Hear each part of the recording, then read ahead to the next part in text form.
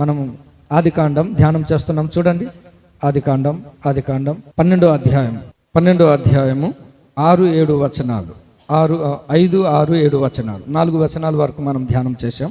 దేవుని బిడ్డలారా, ఇక్కడ ఒక శ్రేష్టమైన మాట, నన్ను ఆకర్షించిన మాట. అబ్రహాము నీ దేవుడు ప్రత్యక్షం అవ్వడం మనం చూస్తున్నాం. గత పాఠంలో ఏమని నేర్చుకున్నామంటే, ఆత్మీయ జీవితంలో, అబ్రహాము యొక్క ఆత్మీయ జీవితంలో ఒక ముగ్గురు వ్యక్తులు దేవునిలో ముందుకు వెళ్లకుండా, కనానుకి చేరకుండా ఆలస్యం అవ్వడానికి ఈ ముగ్గురు వ్యక్తులు 3 రకాలుగా అబ్రహాముని నష్టపరచడం మనం చూసాం. అందులో నంబర్ 1 ఎవరు అంటే తెరహు ఏం చేశాడంటే, వ్రాయబడింది, దేవుడు అబ్రహామునకు ప్రత్యక్షమయ్యాడు. అయితే తెరహు కనాను వైపు నడపకుండా ఎక్కడికి తీసుకెళ్ళాడట? హారాను తీసుకెళ్ళిపోయాడు. కనాను దిగు ప్రాంతంలోనికి ఉందంటే, హారాను ఏమో సిరియా వైపు ఉందన్నమాట. సిరియా, టర్కీ ఆ ప్రాంతంలో హారాను ఉంది. 1000 కిలోమీటర్ల డిస్టెన్స్ ఆయన తీసుకెళ్ళిపోయి అక్కడ వ్యాపారం చేసి అక్కడ నివసించను. అంటే సమయం అంతా కిల్ అయిపోయింది. తెరహు వల్ల నేర్చుకోవాల్సిన పాఠం ఏంటంటే, అబ్రహాము యొక్క ఆత్మీయ జర్నీలో సమయం అంతా చాలా వరకు నష్టం కలిగింది. కాబట్టి నా ఆత్మీయ జీవితంలో మనం నేర్చుకోవాల్సిన పాఠం ఏంటంటే, దేవునిలో మనం కొనసాగుతున్నప్పుడు నీ సమయం,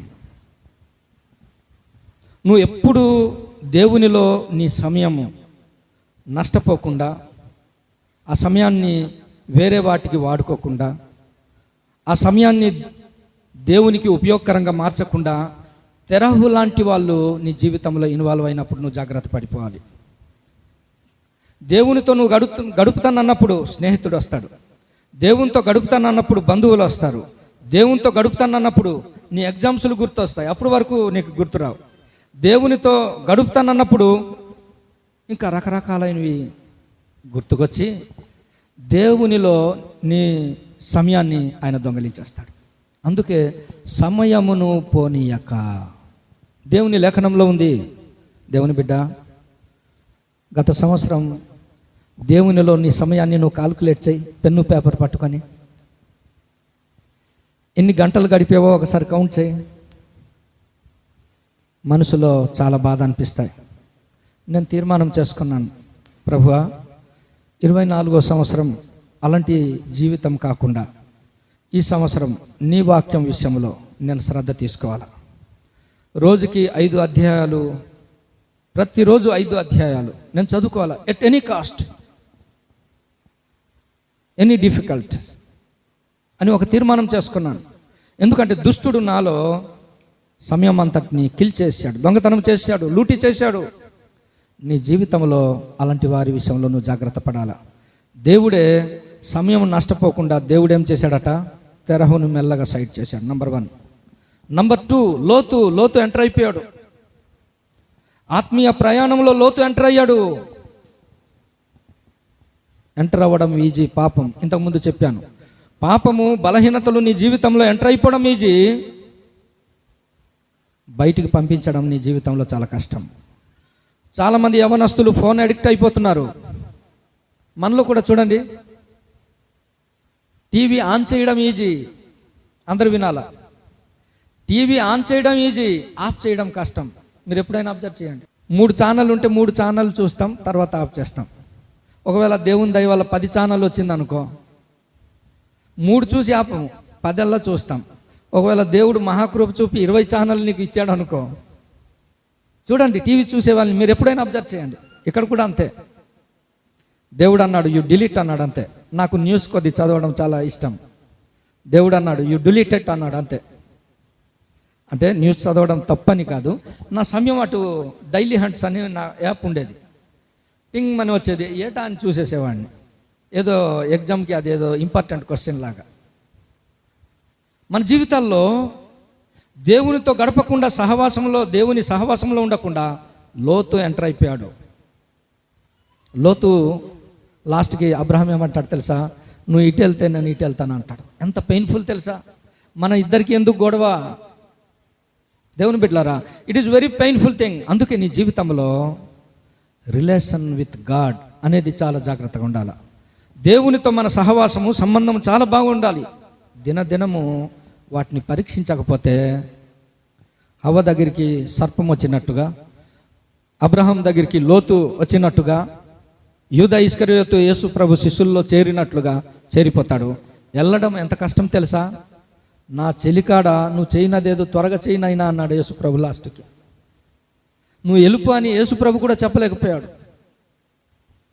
గురుగులు విత్తడం ఈజీయే, దాన్ని తీయడం చాలా కష్టం. నీ జీవితంలో ఈ సంవత్సరం ఒక తీర్మానం, ప్రభువా నీతో నాకున్న సహవాసము సంబంధంలో లోతు లాంటి వాడు ఉండకూడదు. లోతు ఏంటి? నొచ్చుకుంటూ బతికేస్తున్నాడట ఆయన. కొన్నిసార్లు చూడండి, చూడకూడదు అనుకుంటాం కానీ చూస్తూనే ఉంటాం, మాట్లాడకూడదు అనుకుంటాం కానీ మాట్లాడుతూనే ఉంటాం. ప్రభువా మంచి చెయ్యాలని అనుకుంటున్నాను, చేయలేకపోతున్నానని ఏడ్చాడు దైవజనుడు పౌలు.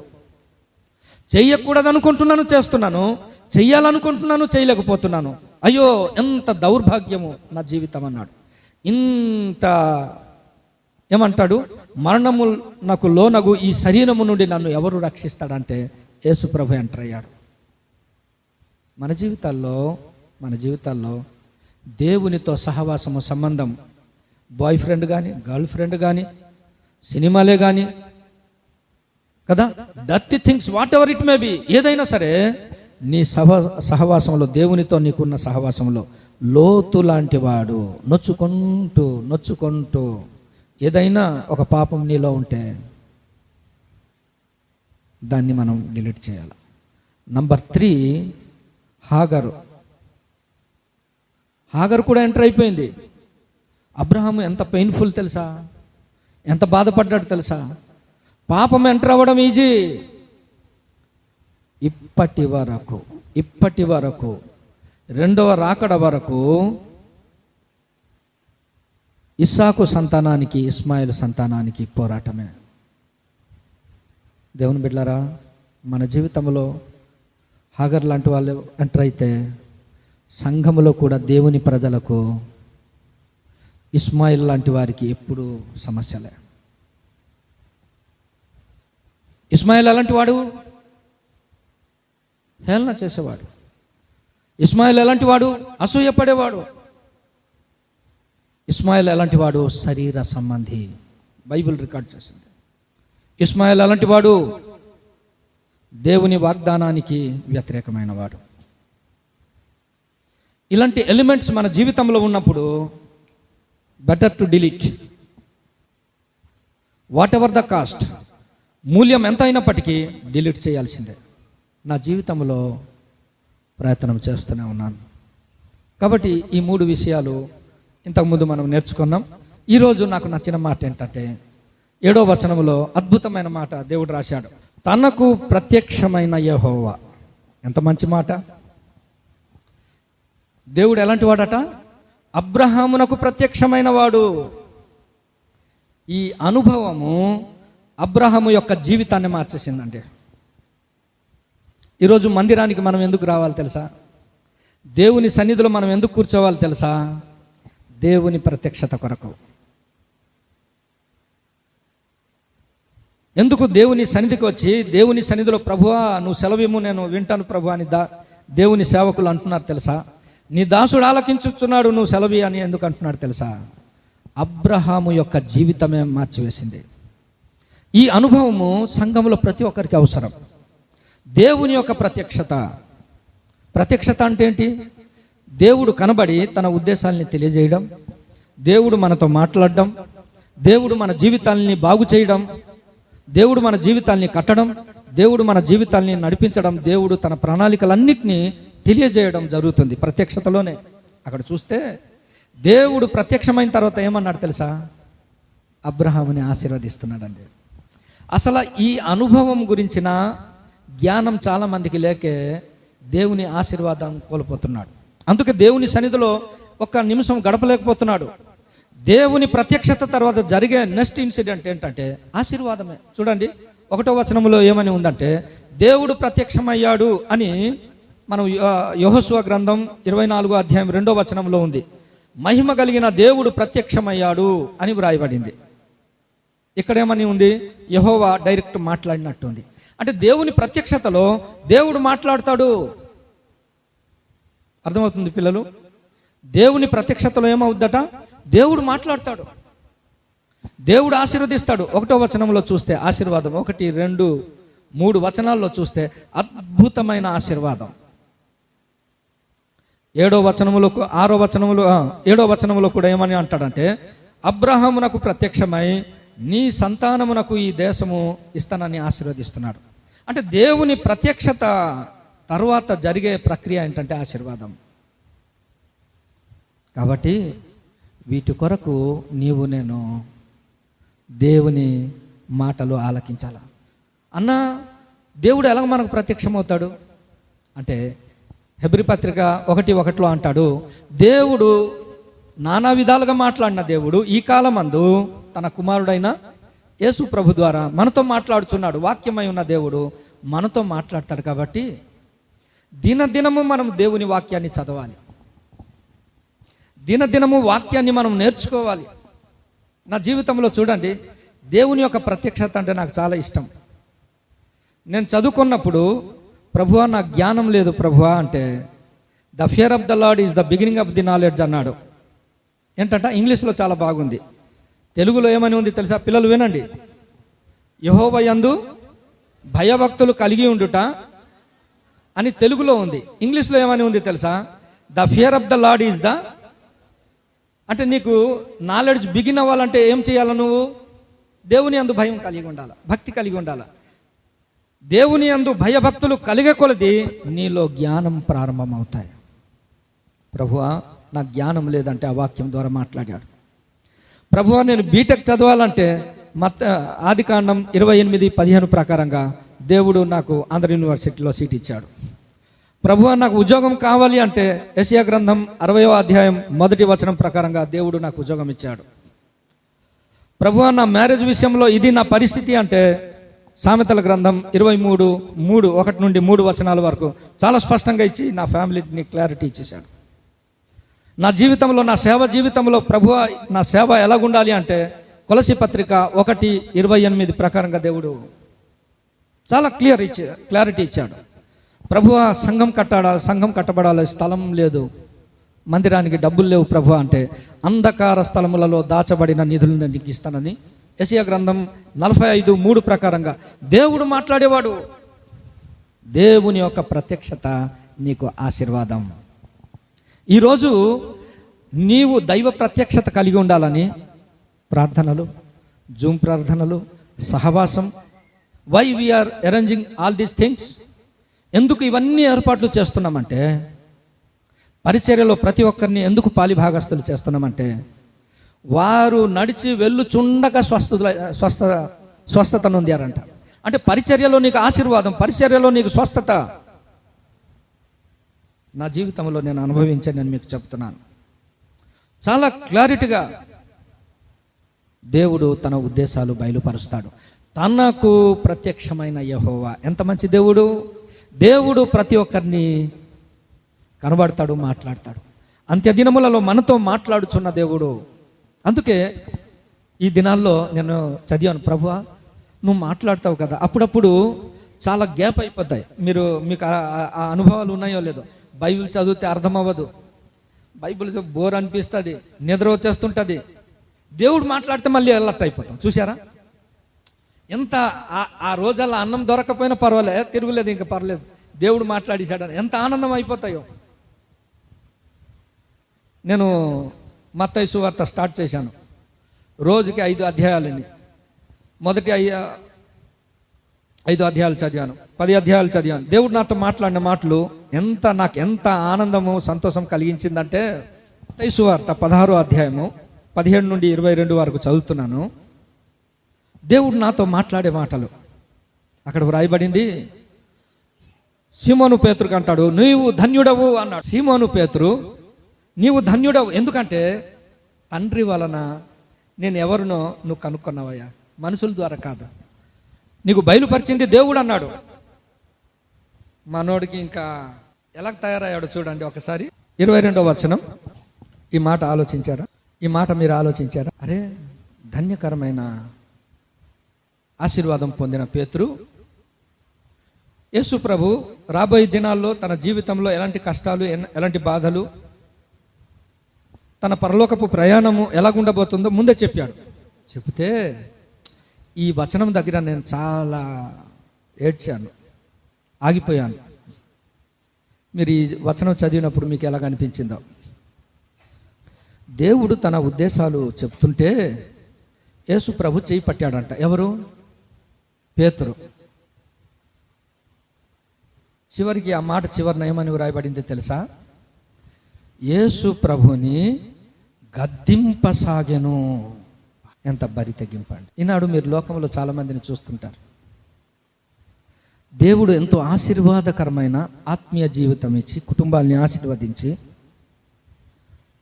ప్రభులో నిలబడితే ఆ వ్యక్తులు ఎలాగైపోతున్నారు తెలుసా? దేవుని చేయి పట్టి గద్దింపసాగే స్థితి అంటే ఎంత భయంకరం అండి, ఎంత భయంకరం. దేవుని సన్నిధి, దేవుని ప్రజలు, రక్షణ, నీతి, పరిశుద్ధత గురించిన జ్ఞానమే లేదు చాలామందికి.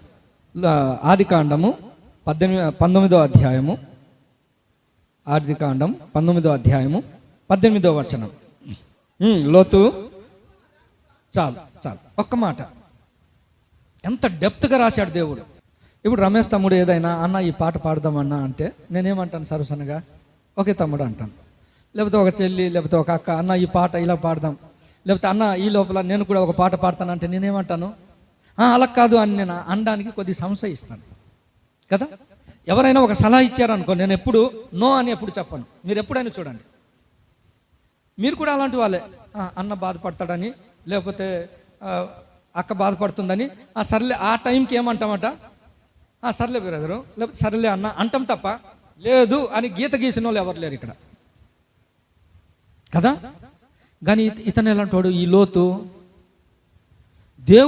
దేవుడు ఏమంటాడు? ఆ 17వ వచనం చివరి వచనములో, ఈ మైదానములో ఎక్కడన్నా నిలువక నీవు నశించిపోకుండా ఈ పర్వతము నాకు పారిపోమని చెప్తే, అలా కాదు ప్రభు అంటే, దేవునికి అలా కాదు అంటున్నాడు ఈయన. ఓరే నాయన, అసలు ఈ లోతు ఎవడు? ఇతను అబ్రహాంతో రాకపోతే ఈ పంచాయతీ ఇతనికి దొరుకుతుందా? ఇంత ఆశీర్వాదం ఇతనికి దొరుకుతుందా? ఈయన అంటాడు, అలా కాదు ప్రభు. ఈ దినాల్లో దేవుని ప్రత్యక్షతలు కోల్పోతున్నారు మనుషులు. దేవుని మాటలు, రూపాంతరపు అనుభవం ఏంటి? బైబిల్ గ్రంథంలో రూపాంతరపు అనుభవం ఏంటంటే, అక్కడ ప్రభువా నీకొకటి, మోసకొకటి, ఏలియాకొకటి అని చెప్తా ఉంటే తండ్రి అయిన దేవుడు మాట్లాడారు. రే, మీరు మాట్లాడడం కాదరా, ఈయన నా ప్రియ కుమారుడు, ఈయన మాట, ఆ మాట ఉందా? ఈయన మాట వినండి అంటున్నాడు. అంటే రూపాంతరపు అనుభవం యొక్క లక్షణం ఏంటంట? మనం మాట్లాడడం కాదు, మనం వినడం. దేవుని మాటలు వినడమే రూపాంతరపు అనుభవం. అలా కాదు ప్రభువా, నో. మన జీవితంలో దేవుడు మాట్లాడితే మనం ఆలకించాలి. ప్రభువా నీ దాసుడు ఆలకించుతున్నాడు. మన జీవితాల్లో మనం నేర్చుకోవాలా.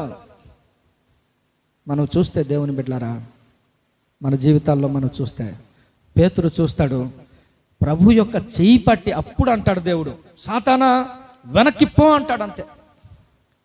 దేవుడు ఎంత, తన హృదయంలో ఎంత బాధ ఉంటుంది. 3.5 సంవత్సరాలు కష్టపడి పెంచి పెద్ద చేసిన మంచి శిష్యుడు కదా, సాతానాన్ని సంబోధిస్తున్నాడు. దేవుని బిడ్డలారా, మన జీవితాల్లో అలాంటి పరిస్థితులు మనకు ఉండకుండా ఉండాలంటే దినదినము దేవుని వాక్యం వినాలి, దినదినము వాక్యము నేర్చుకోవాలి. అందుకే కొలసి పత్రికలో రాయబడి ఉంది, మీ హృదయములో దేవుని వాక్యం ఎలా నివసించాలట? సమృద్ధిగా నివసింపనీయుడి అని కొలసి పత్రికలో 3వ అధ్యాయం 16వ వచనంలో వ్రాయబడింది. మన హృదయాల్లో ఎలా ఉండాలట? దేవుని వాక్యం సమృద్ధిగా నివసించాల. ఎవరి జీవితాల్లో, ఇది జాగ్రత్త వినండి, ఎవరి జీవితాల్లో వాక్యం సమృద్ధిగా ఉంటే అతని యొక్క జీవితం మీరు చూడండి, చాలా అద్భుతంగా ఉంటుంది. అయితే బైబిల్ గ్రంథంలో వ్రాయబడింది, 1 సమూయేలు గ్రంథం 3వ అధ్యాయము 1వ వచనంలో ఒక మాట వ్రాయబడింది. ఆ దినములలో యెహోవా వాక్కు ప్రత్యక్షమగుట అరుదు. దేవుని వాక్యము ప్రత్యక్షమవ్వడం అరుదు.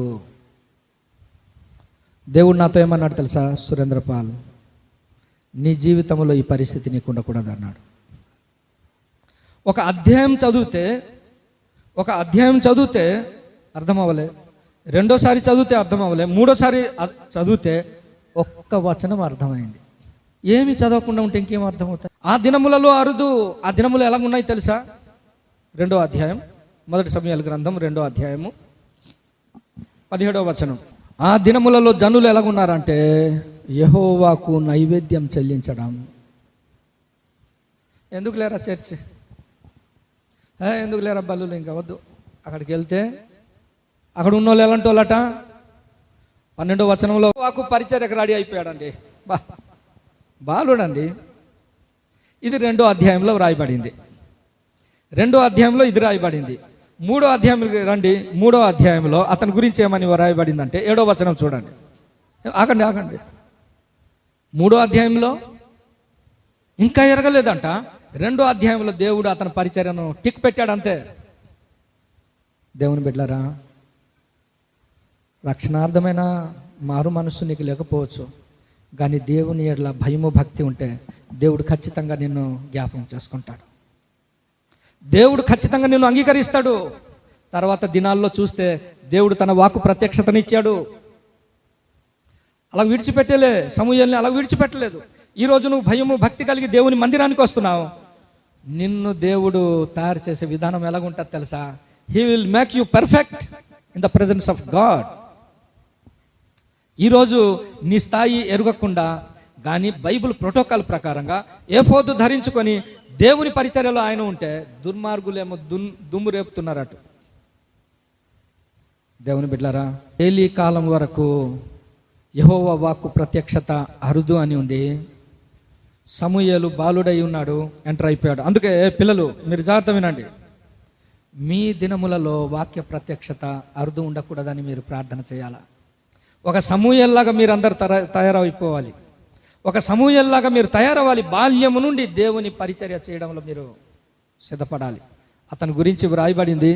ఏమని వ్రాయబడింది అంటే చూడండి, 1 సమూయేలు గ్రంథం 3వ అధ్యాయము అక్కడ ఏమని వ్రాయబడి ఉంటుందంటే చూడండి, తన వాక్కు ప్రత్యక్షత మగుచు 21వ వచనంలో చూస్తే, సమూయేలునకు ప్రత్యక్ష మగుచూ వచ్చెను. యెహోవా తన వాక్కు చేత సమూయేలునకు ప్రత్యక్ష మగుచూ వచ్చెను. సమూయేలు మాట ఇశ్రాయేలు అందరిలో వెల్లడాడు. ఎవరి జీవితంలో ఈ మాట చాలా జాగ్రత్త వినండి. ఒక 2 విషయాలు చెప్పి నేను ముగించేస్తాను. దేవుని ప్రత్యక్షత చాలా మనకు అవసరం. ఆ దినాల్లో దేవుని వాక్యము ప్రత్యక్షమవ్వడం అరుదు అన్న ఆ పరిస్థితులు నా జీవితంలో ఉండకూడదు. మనం ఎక్కడున్నా, ఒకవేళ నీకు అర్థం కావటం లేదు, వాక్యం చదువు. ఒకవేళ అర్థం కావట్లేదు, మరలా చదువు. సమూయేలు ఎంటర్ అయ్యాడు, ఇంకా అరుదు అన్న మాట లేదండి. దాను మొదలుకొని బెయేర్షెబ వరకు ఆయన ఒక ప్రవక్తగా, ఆయన ఒక యాజకుడుగా, ఆయన ఒక న్యాయాధిపతిగా ఆయన స్థిరపరచబడ్డాడు. ఎవరి జీవితంలో అయితే దేవుని వాక్యము రిపీటెడ్గా దేవుడు మాట్లాడుతూ ఉంటాడో సంఘములో ఆయన బలమైన విశ్వాసిగా తయారైపోతాడు. సంఘములో ఆయన ఒక సేవకుడిలాగా తయారైపోతాడు. సంఘములో ఒక పరిచారకుడిగా తయారవుతాడు, ఒక ప్రవక్తలాగా తయారవుతాడు. ఏం ప్రిన్సిపల్స్ దానికి సపరేట్ ఏం లేదు. బాప్తిస్మం ఇచ్చి యోహాన్ దగ్గరికి చూడండి ఒకసారి, అది చెప్పి నేను ముగించేస్తాను. చాలా విషయాలు ఉన్నాయి, సమయం లేదు కాబట్టి నేను ముగించేస్తాను. త్వరగా మనం విందాం. యోహాను సువార్త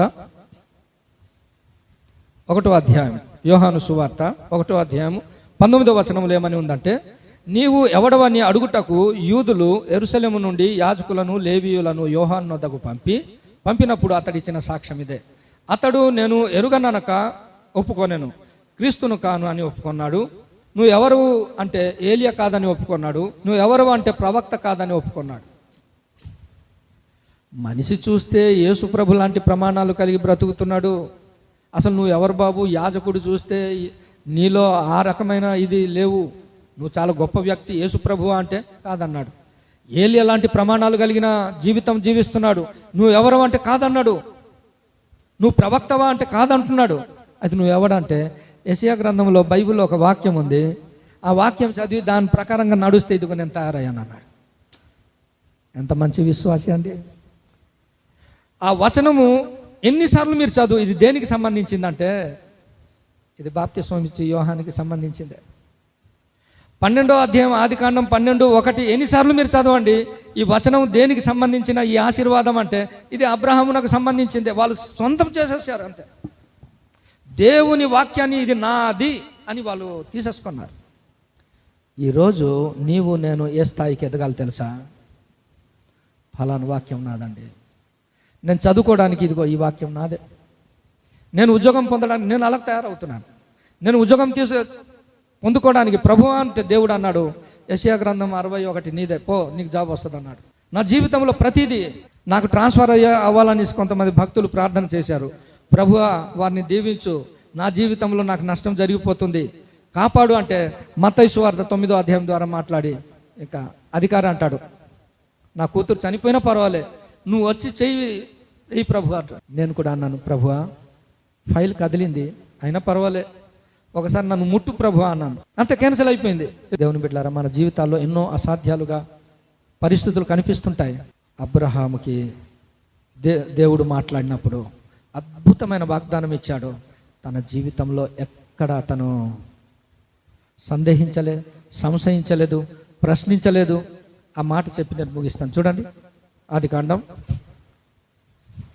నాకు ఎంత నచ్చేసిందంటే 12వ అధ్యాయము చాలాసార్లు చదువుతున్నాను.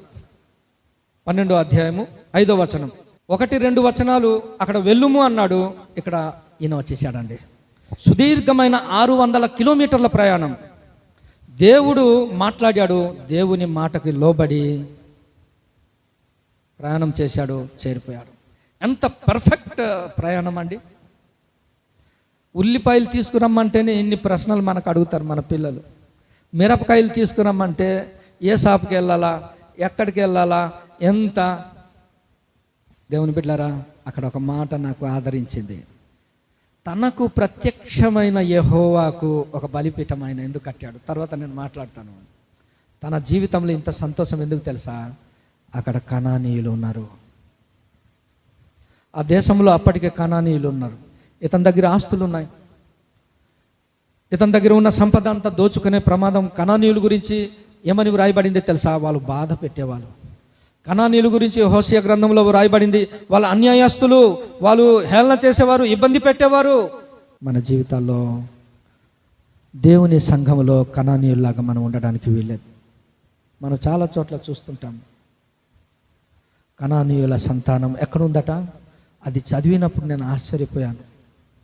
వాగ్దాన భూమి, పాలు తేనెలు ప్రవహించు దేశంలో దేవుని ప్రజలు ఉండాల్సింది ఎవరు విస్తరించున్నారట?